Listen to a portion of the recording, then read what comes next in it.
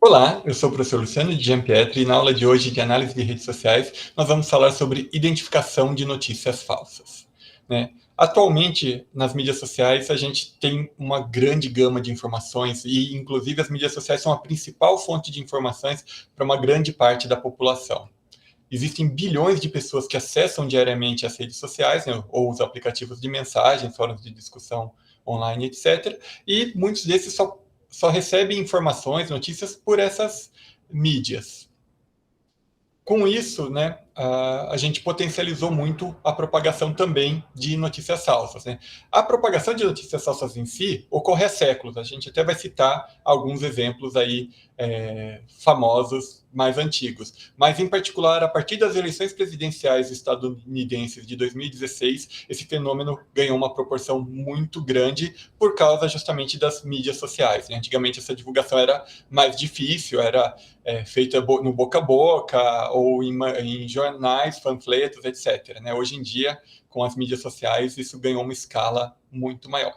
E aqui, né, quando a gente vê uma notícia, a notícia falsa pode estar caracterizada de diferentes formas. Né? Ela pode ter uma imagem falsa, uma imagem sensacionalista que tente né, dar uma visão ou trazer um sentimento diferente para aquela notícia. Às vezes até a manchete é verdadeira, mas a imagem é desconexa da manchete. Na verdade, a impressão da imagem pode ser mais forte do que a manchete em si, e o objetivo pode ser esse. O texto, obviamente, da mensagem pode também, né, ser verdadeiro ou não, e além disso tem a fonte da mensagem, que também, né, pode ser verdadeira ou não, e muitas vezes quem espalha uma notícia falsa tenta combinar essas três características para tentar fazer com que as pessoas ou acreditem ou para intensificar o sentimento relacionado aquela notícia. Né? Às vezes uma imagem serve para intensificar o sentimento, às vezes a notícia é falsa e se coloca uma fonte que seria verdadeira, mas a notícia não está naquela fonte. Então tem várias formas aí, tanto de ser criada uma notícia falsa, como também da gente tentar perceber se a notícia é falsa ou não. Né? Então, uma das maneiras é, de fato, verificar se aquela fonte ela é legítima e se a notícia está dentro daquela fonte. Né? Outra coisa é tentar procurar aquele fato, aquela informação na internet para tentar ter certeza se é verdadeira ou não, assim como procurar aí, né, nos verificadores de notícias falsas. Mas a gente vai falar mais um pouquinho sobre isso já já. Primeiro, a gente vai apresentar alguns casos históricos, né, de propagação de notícias falsas que são famosos. Né? Em 30 a.C., é dito que Marco Antônio cometeu suicídio motivado por notícias falsas de que Cleópatra estava morta. Né? Chegou no ouvido dele essa falsa notícia, não era verdade. É claro, né, que aqui a gente está num contexto bem mais complicado, mais complexo do que simplesmente essa notícia ter chegado ao ouvido dele. Né? Ele já tinha perdido algumas batalhas, enfim, era um contexto bastante complexo, mas disse, né, que ele também recebeu essa notícia que era falsa e após isso ele acabou cometendo suicídio. Uma coisa que a gente já falou aqui na aula de atribuição de autoria, né, que a doação de Constantino, né, que aquela doação do que o imperador deu, o que hoje é o Vaticano, né, passou para o Papa, e, assim como outros bens, que aquele documento é um documento forjado, né, então, que é mentira que houve de fato essa doação. E no século XVIII, né, o último caso famoso que a gente vai falar aqui, né, casos históricos famosos, sobre a Revolução Francesa. Né? Antes da Revolução, vários panfletos foram espalhados para a população, e alguns deles, ou vários deles, com notícias falsas, indicando que o governo estava falido. Né? Então, além de todos os problemas sociais que estavam acontecendo na França naquela época, as pessoas, né, que estavam aí tentando organizar essa revolução, eles também passaram, né, panfletos, alguns falando de fato problemas reais, mas outros aumentando ou inventando problemas que não existiam, justamente para inflamar a população. Então, seguindo aqui, né, já para a atualidade, em 2016, né, foi a expressão pós-verdade foi eleita pelo dicionário Oxford como a palavra do ano. Né? A gente está vivendo a era da pós-verdade. Né? Mas o que é a pós-verdade? Né? Aqui a gente tem definição em inglês, eu vou já passar para a definição em português, que pós-verdade é um adjetivo definido como relacionado ou denotando circunstâncias nas quais fatos objetivos são menos influentes na formação da opinião pública do que apelos à emoção e a crenças pessoais, né? Ou seja, os fatos valem menos do que como a pessoa está se sentindo em relação a isso ou o que ela acredita em relação a algo.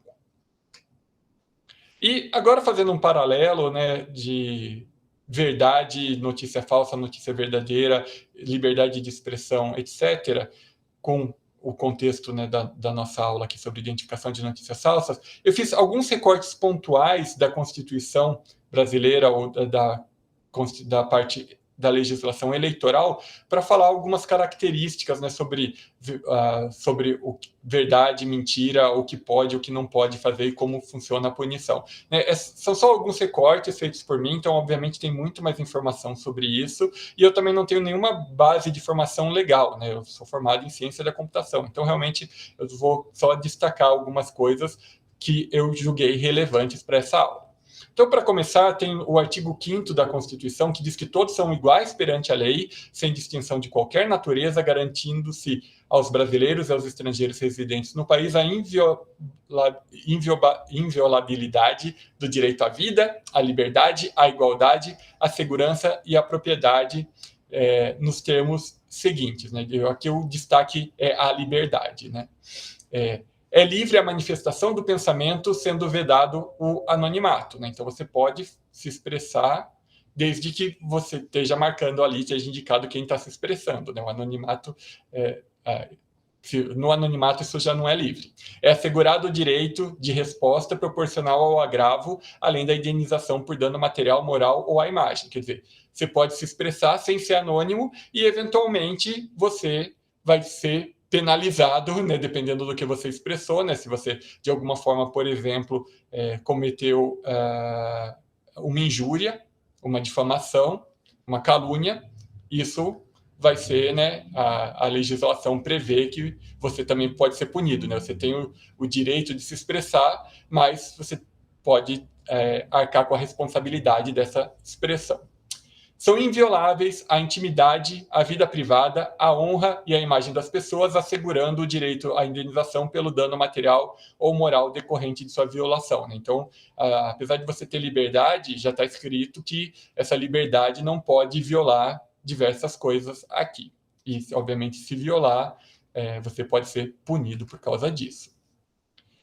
É livre o exercício de qualquer trabalho, ofício ou profissão, atendidas as qualificações profissionais que a lei estabelecer, então, que também sobre liberdade, e é assegurado a todos o acesso à informação e resguardado o sigilo da fonte quando necessário ao exercício profissional. E aqui, né, eu fiz esse destaque de assegurado a todos o acesso à informação, porque aqui a gente já começa a entrar numa discussão que é mais profunda, que é, se você intencionalmente divulga uma notícia falsa, você está tirando o direito ao acesso à informação de uma pessoa, principalmente se é uma pessoa que eventualmente não tenha acesso aí à internet de maneira facilitada, a verificação se uma notícia é verdadeira ou não. Quer dizer, né, o contexto dos direitos, ele pode estar muito afrontado né, o seu direito contra o direito do outro, né? A lei já deixa muito claro, né, sobre a penalização, etc., mas mesmo tem essa questão de você eventualmente, né, de alguém eventualmente estar tirando um direito que a outra pessoa teria. Falando da lei eleitoral, né, no artigo 45, ela trata o seguinte, né? Encerrado o prazo para a realização das convenções no ano das eleições, é vedado às emissoras de rádio e televisão em sua programação normal e em seu noticiário, 2 pontos, né? Vou listar aqui o que é vedado.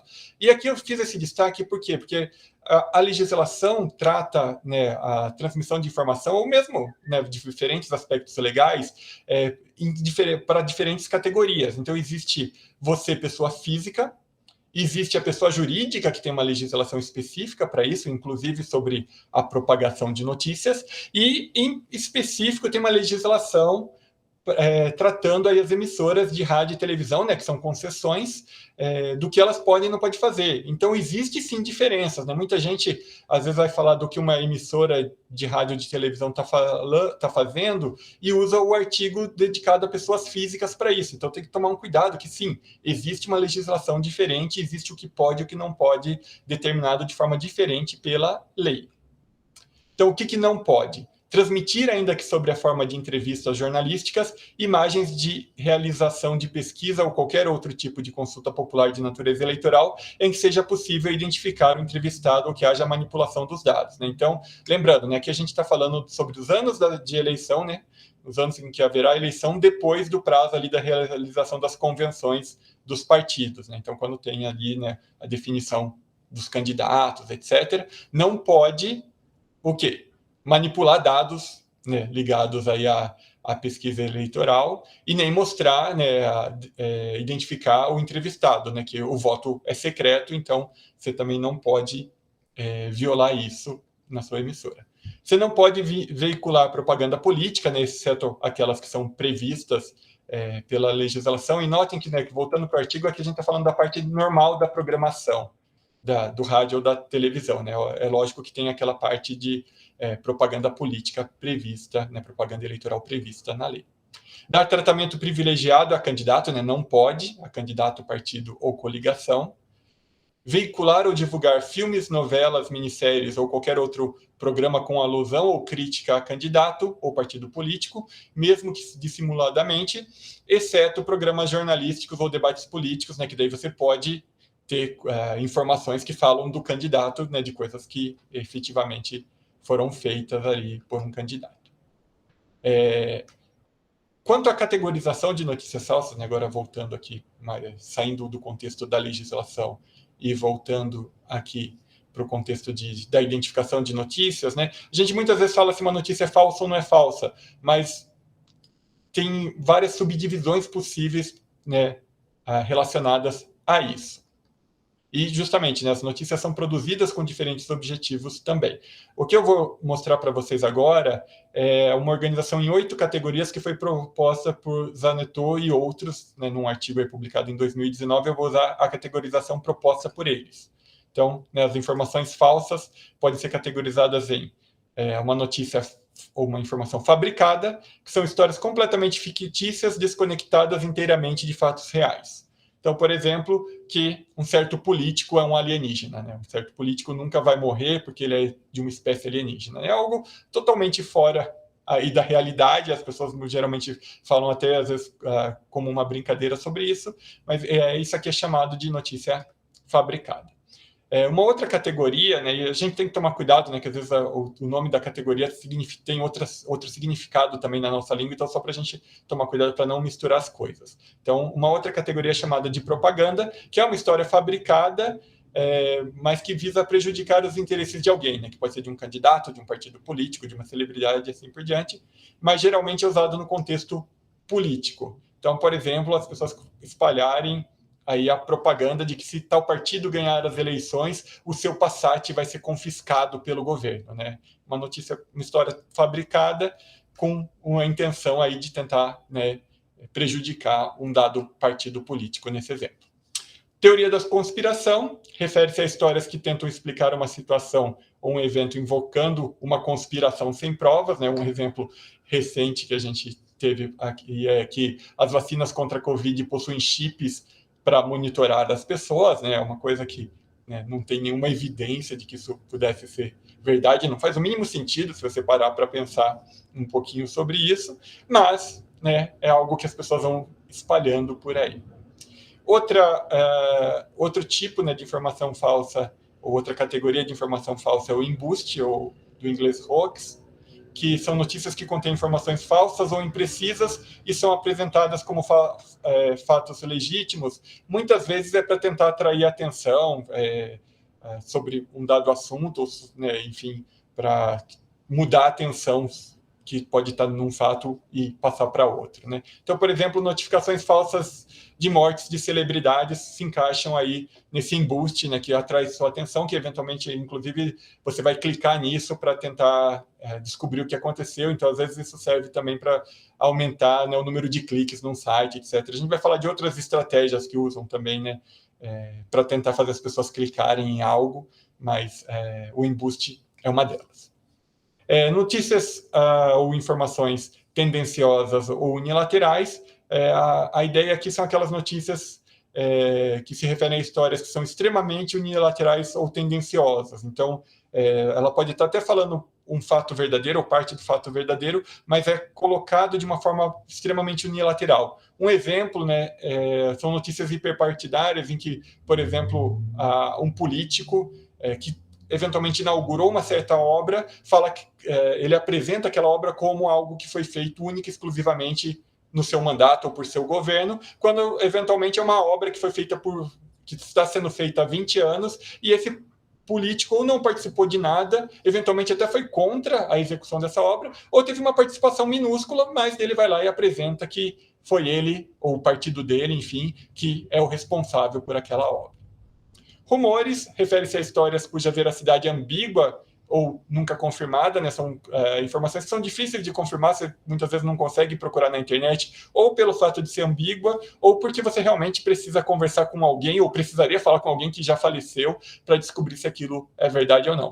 Aqui eu coloquei, né, uma notícia que se encaixaria como um rumor, né? Se alguém sai espalhando por aí que há rumores que um professor pretende deixar a USP para voltar para a Microsoft Research, você não vai conseguir, né, na internet verificar se isso é verdade ou não. A única forma de verificar isso seria perguntando para a pessoa, se nesse caso que ela está viva. Se não, você não tem, né, como saber se isso é verdade ou não.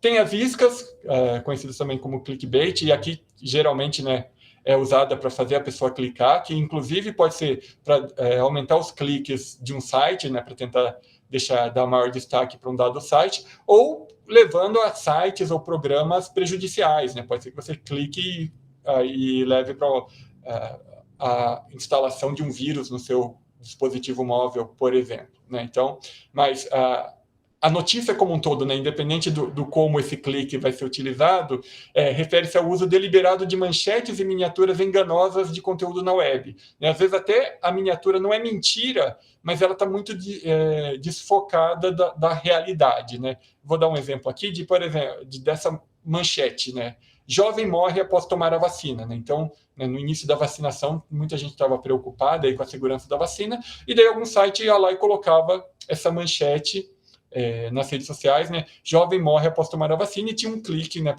tinha um link para você clicar e verificar aí do que se tratava. Só que daí, ao clicar, eu estou dando um exemplo, né, justamente nesse contexto de notícias em miniaturas enganosas, você lê e descobre que, de fato, teve um jovem que morreu depois de tomar vacina. Ele foi lá, tomou a vacina, ao sair do posto de vacinação, ele foi atropelado por um carro que subiu na calçada. Quer dizer, o fato dele tomar vacina não tem nada a ver, né, não foi algo que causou a morte dele. Então, quem lê a miniatura, né, provavelmente vai suspeitar, né, que foi um problema ligado à vacina. Mas não, né, ele foi atropelado, não tinha nada a ver com a vacina, mas a manchete chama muito mais atenção, né, falando que ele morreu após tomar vacina, do que jovem morre atropelado. Né? Então, é desse tipo de informação que a gente está falando aí, que cai nessa categoria isca.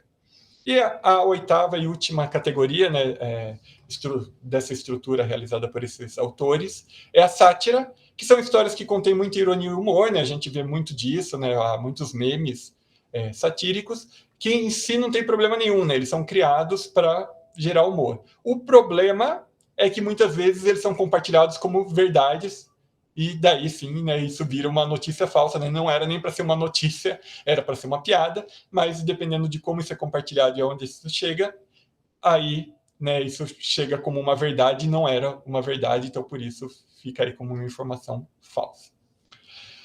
Qual que é o grande problema, né, das notícias falsas? Né? Porque as pessoas estão dizendo que hoje, por exemplo, o principal desafio para a democracia moderna são as notícias falsas. O problema é que as pessoas acreditam nelas. Eu coloquei o acreditam entre aspas, porque o acreditar pode ter vários significados, né? De fato, você ler e entender aquilo e falar, puxa, eu acho que isso é verdade, eu acredito que isso é verdade, mas também a notícia pode simplesmente gerar um sentimento contrário a algo, sendo que era uma notícia falsa e por isso que ela causou esse sentimento, né? Se você perguntar para a pessoa se ela acredita ou não naquilo que está escrito, às vezes a pessoa vai falar, não, nem sei se é verdade ou não, ou simplesmente vai falar que não acredita, mas aquilo pode ter gerado já um sentimento para a pessoa, atingindo o objetivo de quem propagou aquela notícia. E por que as pessoas acreditam, né? Há diversas teorias, né, das ciências humanas, das ciências sociais, que tentam ajudar a entender esse comportamento humano, né, em relação às crenças. E eu vou novamente, né, assim como eu fiz no exemplo anterior, vou pegar uma estruturação que não foi feita por mim, né, foi feita pelo Show e Zaffarani em 2020, e que eles coletam várias teorias que estão relacionadas a isso. Inclusive, tem muita sobreposição entre essas diferentes teorias, mas eu vou usar justamente essa coletânea que eles fizeram, né? Não são eles que propuseram as teorias, eles fizeram essa coletânea de algumas teorias relacionadas a isso. Eu vou apresentar essa lista para vocês com uma pequena descrição. Uma delas é o viés do conservadorismo, que é a baixa tendência da gente revisar nossas crenças, mesmo quando tem novas evidências, né? Se tem algo que você acredita, a grande tendência é você continuar acreditando naquilo, mesmo que alguém apresente fatos de que aquilo tem algum erro, algum problema. Algo muito parecido é o reflexo de Semmelweis, que diz que indivíduos tendem a rejeitar novas evidências porque contradizem as normas e crenças estabelecidas, né? A primeira aqui diz, né, que você tem uma baixa tendência de revisar, a segunda diz que evidências que contradizem, você rejeita elas, né? Então, na verdade, muitas vezes a pessoa nem acredita que aquela evidência seja verdadeira e, por isso, ela se defende em não revisar a sua crença.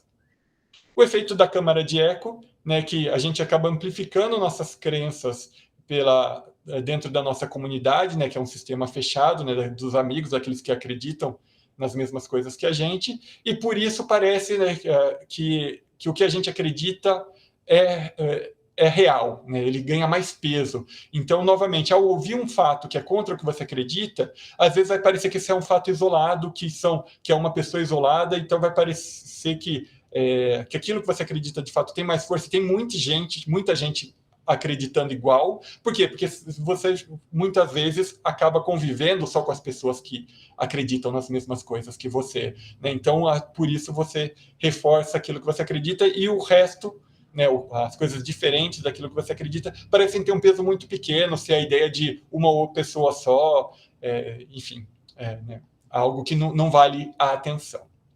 O viés da atenção, né, que diz que a percepção de um indivíduo é afetada por seus pensamentos recorrentes no momento, e aqui tem muito a ver não só, né, com o grupo que você vive, mas também o como que as pessoas lançam as notícias falsas para causar uma percepção para você, inclusive para aumentar a percepção de que aquilo é verdade, né? Muitas vezes num contexto em que você está justamente discutindo sobre um dado problema, uma dada questão, né? Por exemplo, num contexto eleitoral, que os ânimos já estão animados, as pessoas aproveitam quando percebem, né, que você está defendendo uma posição ou que você acredita numa posição, para justamente daí lançar, eventualmente, notícias falsas contrárias ao outro grupo, né? Ou seja, que fortalecem ainda mais sua crença, e isso te afeta muito mais forte do que se lançassem uma notícia contra a sua crença, justamente pela situação na qual você se encontra.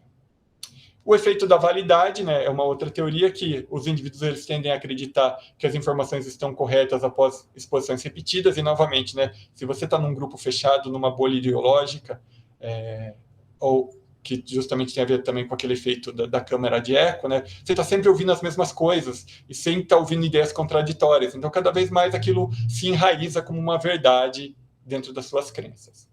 O efeito Bandwagon, que diz o quê? Né? Que os indivíduos tornam decisões porque um grande número de pessoas faz. Né? Mais ou menos o efeito manada, que a gente chama aqui, né? Que justamente tem muita gente, em particular daquelas pessoas que você convive, que estão acreditando, que estão fazendo a mesma coisa, que estão votando no mesmo candidato, que estão tendo o mesmo pensamento em relação à vacina, por exemplo, e daí existe essa tendência de você também fazer porque dentro do seu contexto, proporcionalmente, um grande número de pessoas está fazendo aquilo lá.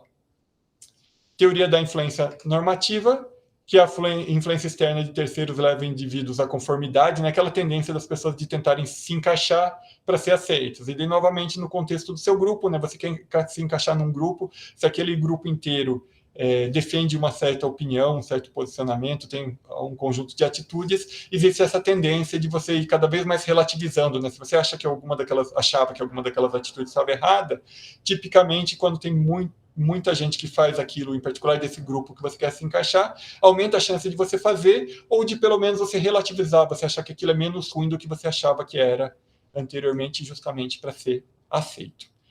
A teoria da identidade social também tem a ver com isso, né? Que o autoconceito de um indivíduo deriva da percepção de pertencimento a um grupo social, né? A gente se define muitas vezes por características comuns pelo grupo que a gente pertence, e até por isso, né, já que a gente se define pelo pertencimento, às vezes algumas características que nem são nossas, mas são do grupo, a gente acaba absorvendo elas, ou tanto manifestando, ou como achando que são as corretas pelo fato de estar no grupo social no qual a gente se encaixa. Cascata de disponibilidade, que a gente tende a adotar as ideias expressas por outras pessoas quando elas começam a ganhar popularidade nos nossos círculos sociais, né? Então, às vezes, a gente, novamente, é contra alguma ideia ou não concorda com alguma ideia, e, de repente, ela começa a ficar famosa, né? Aí os nossos amigos ou as pessoas mais famosas do nosso círculo social começam a defender aquilo lá, aumenta a tendência da gente também gostar daquilo ou defender aquilo, por mais que, eventualmente, dias, semanas antes, a gente achasse que aquilo era um absurdo, a gente fosse contrário àquilo. O viés da confirmação, né, que a gente tende, né, a procurar e confirmar as informações que a gente acredita, as informações que reafirmam nossas crenças ou nossas hipóteses. Então, né, mesmo se a gente tiver com a dúvida de alguma coisa, mas se a gente acreditava em alguma coisa, ouviu um novo fato contraditório, a gente, ao invés de tentar verificar a validade do contraditório, tem mais chance de a gente procurar as pessoas ou as ideias ou os potenciais fatos que afirmam aquilo que a gente já acreditava. Então, naquele princípio de puxa, talvez eu tenha uma dúvida sobre a minha crença, é comum as pessoas tentarem, né, se agarrar naquilo que confirma a crença do que dá uma oportunidade justa para o contraditório também. A exposição seletiva, né, a gente está mais exposto e a gente confia mais nas informações que reafirmam nossas atitudes, justamente por causa dessa formação de bolhas sociais que a gente acaba estando dentro delas, né? Então, a gente vai... A bolha é formada, né, tipicamente, por aqueles que acreditam nas mesmas coisas que a gente, né? Inclusive, a gente já falou, né, sobre as aulas de sistemas de recomendação e predição de relacionamentos. Os algoritmos que são feitos para isso, eles aprendem o que a gente gosta e oferecem conteúdo que a gente gosta. Então, né, que concordam com as nossas crenças, ou pessoas que pensam de forma parecida com a gente, ou que têm gostos parecidos com a gente. Então, aumenta a chance, nesses algoritmos potencializam a chance de a gente se fechar em bolhas cada vez mais coesas e presas a apenas aquelas coisas que a gente acredita com um pouco contraditório aí dentro. E, por causa disso, a gente é exposto com mais frequência a opiniões que a gente concorda, e a gente confia mais nas opiniões que a gente concorda, né? Então, mesmo se a gente fosse exposto a metade de informações que a gente concorda e metade que a gente discorda, é comum que, de maneira subliminar, a gente já ache que foi exposto a mais coisas que a gente concorda, justamente por causa dessa ação seletiva, mesmo do nosso cérebro, de dar mais peso para isso. Além disso, a gente já é exposto, tipicamente, mais às informações que reafirmam nossas crenças, nossas atitudes. Então, por isso parece realmente que tudo que a gente acredita faz sentido e todo mundo está concordando com a gente. Tem o viés da desejabilidade social, que diz que a gente está inclinado a aceitar as informações que nos agradam, né, que nos agradam. Então, novamente, né, se a gente ouve duas informações, uma que nos agrada e uma que nos contradiz, a gente vai achar que está certo, né? Existe essa tendência de a gente achar que está certo, de a gente dar mais peso para aquela informação que nos agrada.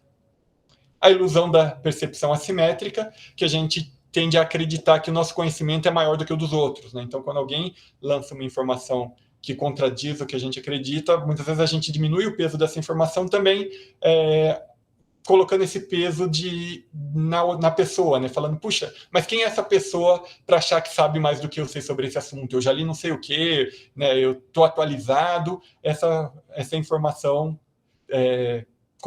que vai contra o que eu acredito, não tem peso, porque essas outras pessoas, a pessoa que passou essa informação, não tem todo esse conhecimento que eu tenho, né? Então, a gente tem essa simetria, né?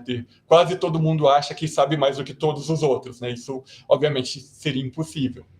O realismo ingênuo, né? Que a gente acredita que os nossos sentidos fornecem uma consciência direta dos objetos como eles realmente são, né? Então, tudo que a gente viu, tudo que a gente ouviu, etc., a gente acaba fixando como uma verdade absoluta, quando, na verdade, tem muita coisa relativa aí. Então, é uma ingenuidade, né? Acreditar, né, que, em particular, que as coisas são, né, como dizem, preto ou branco, né? Que não existe meio termo entre as coisas.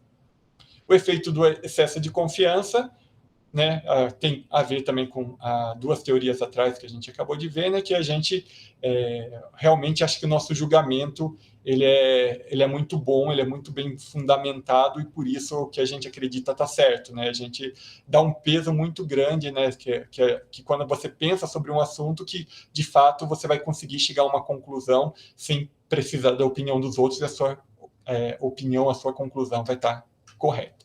Aqui eram teorias sobre o comportamento humano. Agora a gente também vai usar o Show e o Saffarani 2020 como referência para falar sobre teorias sobre as notícias falsas. Isso tem a ver com, né, sobre o conteúdo das notícias, e não mais, né, porque as pessoas acreditam ou não nas notícias. A primeira hipótese é a da Undelch, que uma declaração baseada em uma experiência factual difere em estilo e qualidade de conteúdo daquela fantasia. Ou fantasiosa, né? Isso quer dizer o quê, né? Que essa teoria ou essa hipótese diz que quando você está descrevendo algo que aconteceu, e quando você está descrevendo algo fantasioso, você vai descrever com qualidade, com estilo, né, de escrita e de descrição, e com qualidade do conteúdo diferentes. Então, um texto de uma coisa fantasiosa, você escrevendo um texto fantasioso e um texto descrevendo algo que de fato aconteceu, esses textos vão ter características diferentes, né? Ou escrever o texto ou falar sobre isso, né? Então, se você conseguir aprender esses padrões, você vai ter aí evidências de conseguir identificar o que é verdade e o que não é verdade. Outra teoria é o monitoramento da realidade, que diz que os eventos reais eles são caracterizados por níveis mais altos de informação sensório-perceptiva. Então, quando a gente está narrando, ou, né, oralmente ou de forma escrita, algo que aconteceu de verdade, a gente costuma colocar, né, mais informações sensoriais perceptivas, os cheiros, a luz, o como você se sentiu, do que quando está sendo construída aí uma notícia falsa, né, quando você está tentando narrar uma coisa que não aconteceu.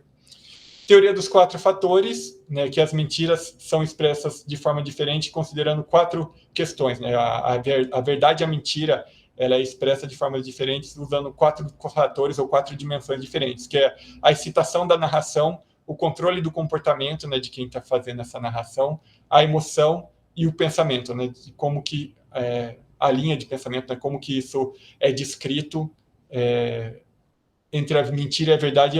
Esses 4 fatores são diferentes, tem padrões diferentes quando você está falando uma verdade ou uma mentira. E tem a teoria da manipulação da informação, que diz que o excesso de informações extremas muitas vezes ocorre na mentira, né? Quando a pessoa está contando uma mentira, às vezes ela tenta, né, destacar justamente os fatos mentirosos ali no meio, então tem mais chance dela usar informações extremas do que quando ela está narrando algo que é verdade. Esse conjunto de teorias, né, ele costuma ser bastante útil para identificar uma pessoa mentindo, né? Uma pessoa que está no interrogatório, uma pessoa treinada, que está, né, acompanhando, por exemplo, um interrogatório, fazendo uma entrevista, né, um depoimento policial sobre um fato que aconteceu. Tipicamente, se ela está ali, né, cara a cara com essa outra, com a pessoa, com o depoente, né, ou entrevistado, ela muitas vezes, uma pessoa bem treinada, consegue perceber se a pessoa está mentindo ou não, com base nessas teorias, né, na forma que os fatos são respondidos, a emoção expressa pela pessoa também, o comportamento da pessoa. Porém, aqui a gente tem dois problemas quando a gente está pensando na identificação de notícias falsas, ou dois desafios. Primeiro é que quem constrói as notícias falsas pode já conhecer essas teorias também.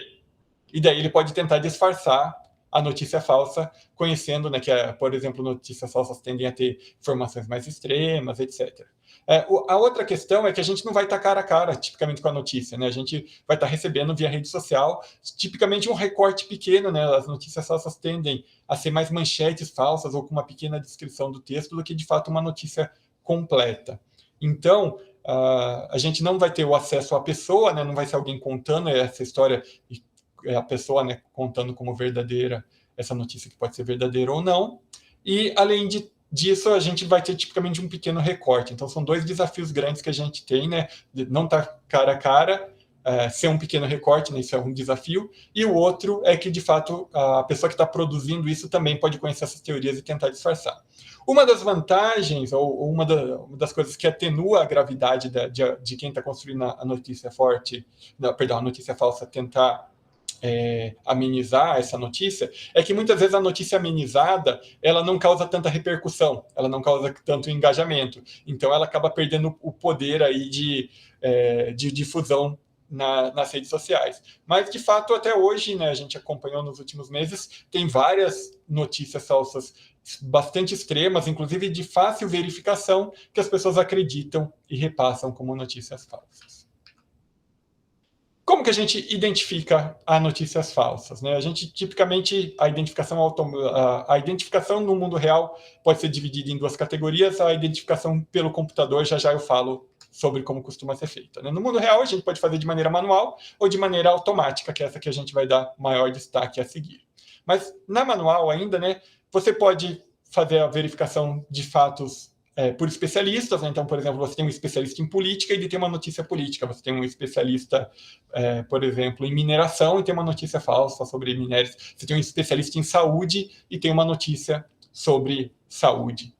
Então, né, tipicamente, um especialista pode fazer essa verificação. Lógico que não é sempre que a gente tem um especialista à disposição para fazer isso, mas, eventualmente, empresas, emissoras, etc., pode ter acesso a especialistas, né, para fazer essa verificação.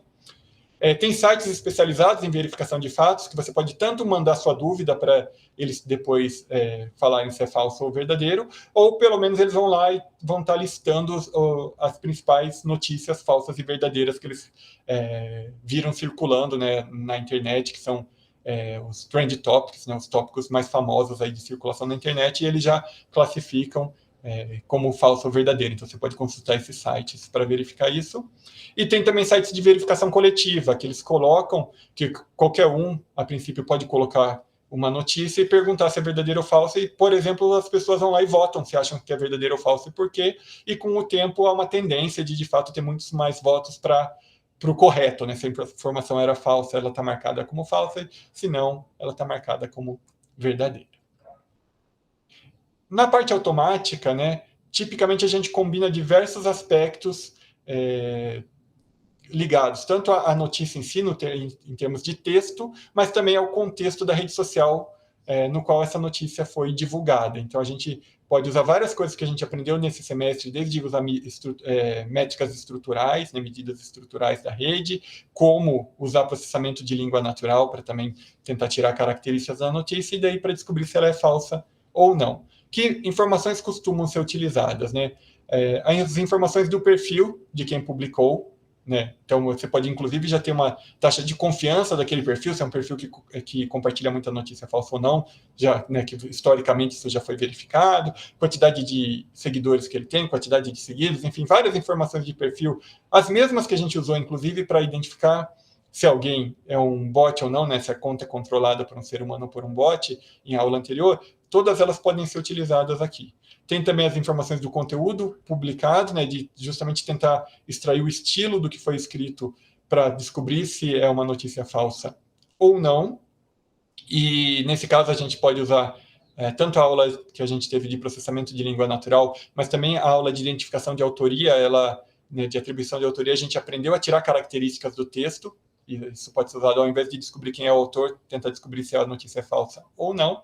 E o contexto social, né, daí tem a ver com as características da rede em si, né, de quem são os amigos daquela pessoa que publicou, métricas estruturais, né, ligadas àquela pessoa, como a informação foi difundida, né, a velocidade de propagação pode ser importante, né, existem padrões diferentes para a propagação de notícias falsas e de notícias verdadeiras. Aqui, né, pegando a referência aqui do Zhang et al., do artigo publicado em 2020, eles estruturaram, né, as informações relacionadas que são usadas, né, para a identificação automática de notícias falsas, nessas 3 primeiras que eu já falei para vocês, e subdividiu elas em mais 3 cada uma delas. Vale destacar que existem vários sistemas que usam apenas o conteúdo da notícia, que de fato eles só recebem como a informação a ser tratada a notícia em si, e daí é feito, né, já que tipicamente usa-se classificação e inteligência artificial, né, é montado um conjunto de treinamento, validação e teste, e esse conjunto é rotulado. Então, é recebido um conjunto de notícias e o rótulo, se elas são falsas ou não. O classificador cria um modelo, né, que aprende os padrões, e daí você pode dar uma nova notícia, ele vai falar se está certo, se é falsa ou não. Para notícias com bastante volume textual, em particular em português, né, existe um conjunto de dados formado aí por mais de 3.000 notícias falsas e verdadeiras, um conjunto balanceado, no caso. Técnicas modernas ultrapassaram 96% de acurácia na classificação se uma notícia é falsa ou não.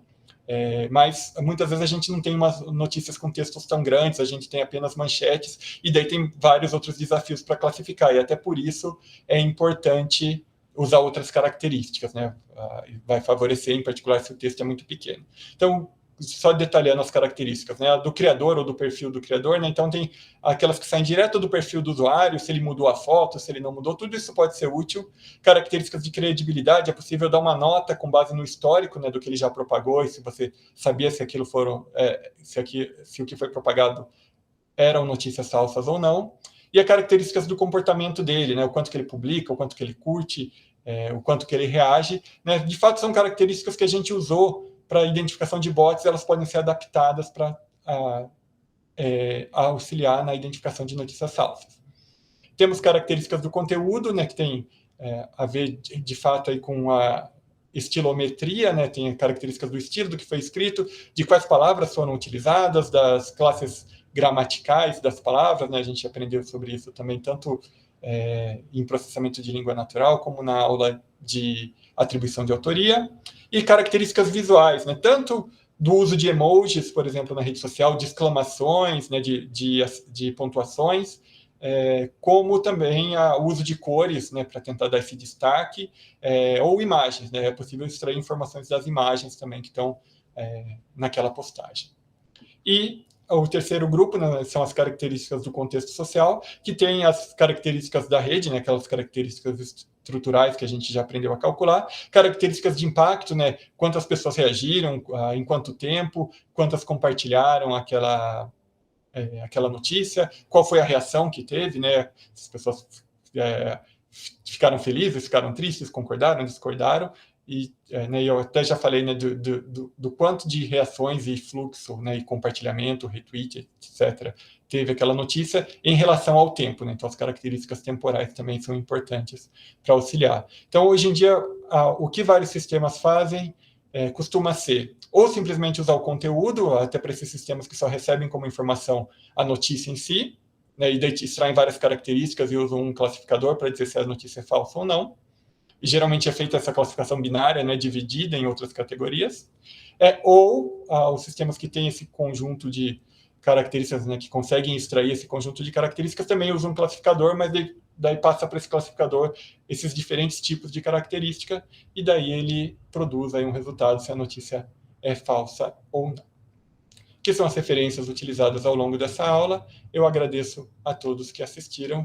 Eu vejo vocês na próxima aula.